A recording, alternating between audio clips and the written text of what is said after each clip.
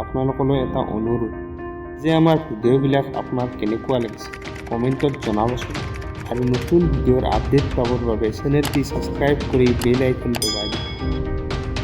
বলক এতিয়া আমি আৰু পলম নকৰি ভিডিঅ'টো আৰম্ভ কৰোঁ।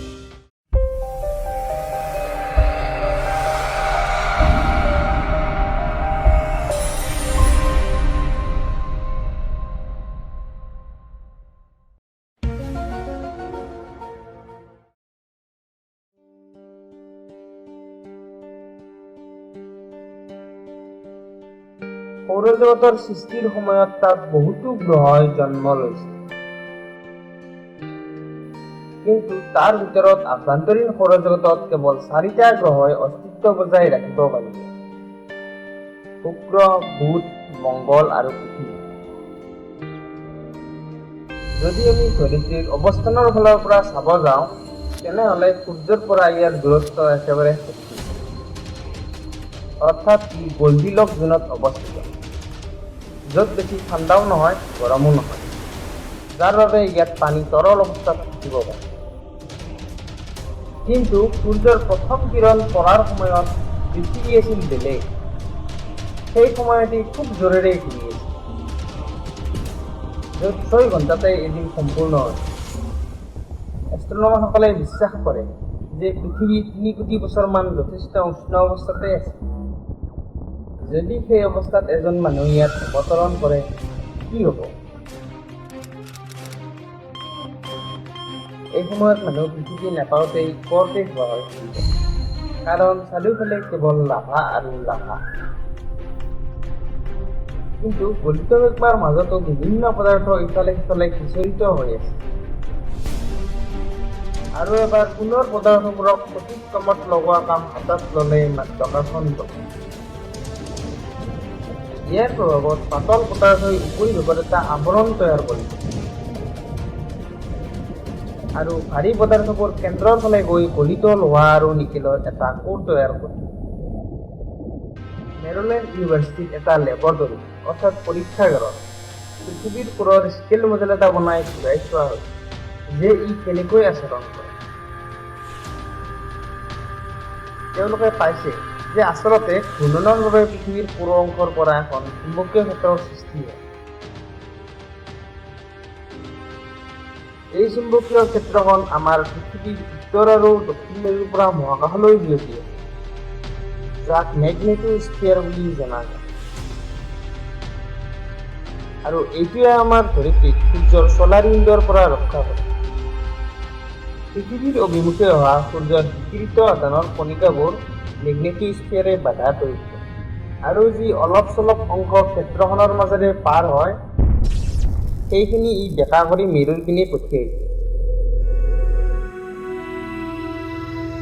ইয়াত এই কণিকাবোৰে বায়ুৰ কণিকাৰ লগত লগ লাগি আৰোৰাৰ সৃষ্টি কৰে, যাক আমি কওঁ নৰ্থাৰ্ণ আৰু চাউথাৰ্ণ লাইট।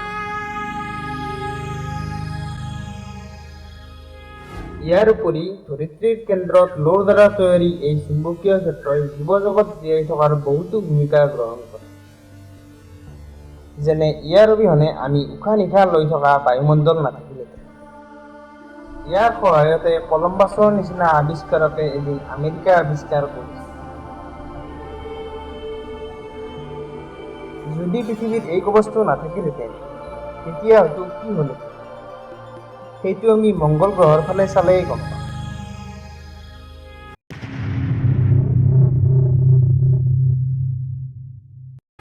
পৃথিৱীৰ গঠন এটা যথেষ্ট ভয়ানক আৰু চমকপ্ৰদ প্ৰক্ৰিয়া, কিন্তু জন্মৰ পাছত ইয়াৰ সকলোতকৈ ভয়ানক ঘটনা এটা এতিয়াহে হ'বলৈ গৈ আছে। এটা ডাঙৰ সংঘৰ্ষ যিয়ে আকৌ পৃথিৱী গলাই তুলিব।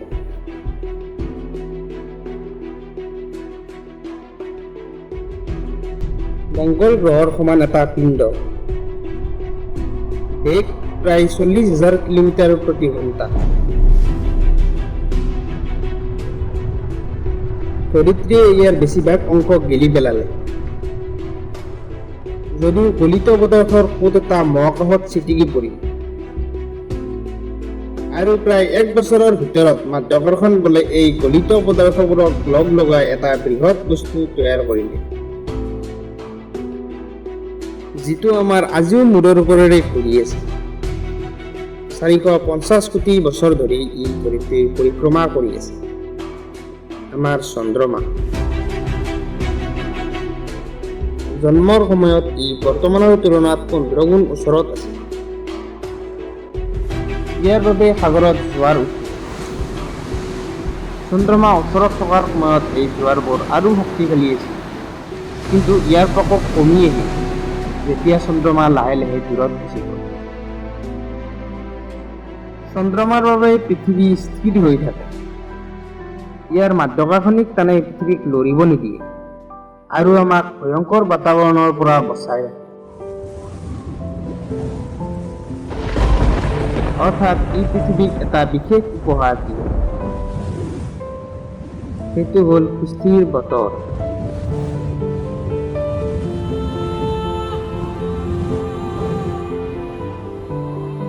তাৰোপৰি চন্দ্ৰমাৰ বাবে পৃথিৱীয়ে নিজৰ মেৰুক কেন্দ্ৰ কৰি অলপ হালি আছে, আৰু এই হেলনীয়া অৱস্থাৰ বাবেই পৃথিৱীৰ ঋতু পৰিৱৰ্তন হয়।